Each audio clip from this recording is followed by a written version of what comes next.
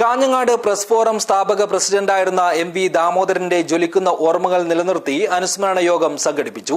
Kanhangad press ഫോറത്തിൽ നടന്ന പരിപാടി ഡോക്ടർ C. ബാലൻ ഉദ്ഘാടനം ചെയ്തു. This news sponsored by Jyothi institute of medical technology, Nithyananda building, Kanhangad.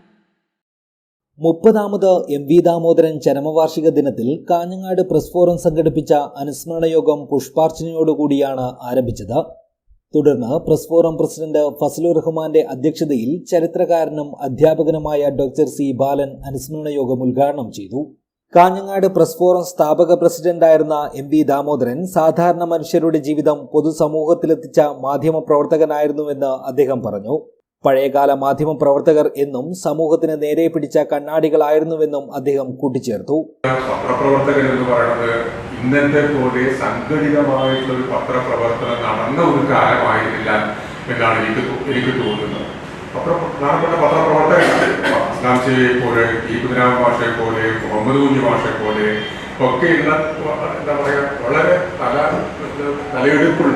തലയെടുപ്പുള്ള കുറച്ച് ആൾക്കാരാണ് അന്ന് കാഞ്ഞങ്ങാടിൻ്റെ മാധ്യമ ലോകത്ത് അല്ലെങ്കിൽ കാഞ്ഞങ്ങാടിൻ്റെ പത്രപ്രവർത്തന മേഖലയിൽ വളരെ സജീവമായിട്ട് ഉണ്ടായിരുന്നു.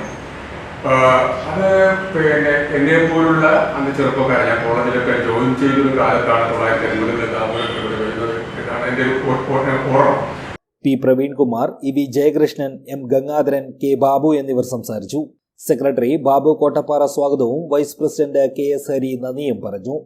TK Narayanan, Manuel Kurichithanam, Anil Pullur, Sunilkumar, K. Jayarajan, Dineshan, Muhammad Aslam, Sajesh Adambil, Udinur Sukumaran, Ashraf Kottodi, EV Vijayan തുടങ്ങിയവർ സംബന്ധിച്ചു.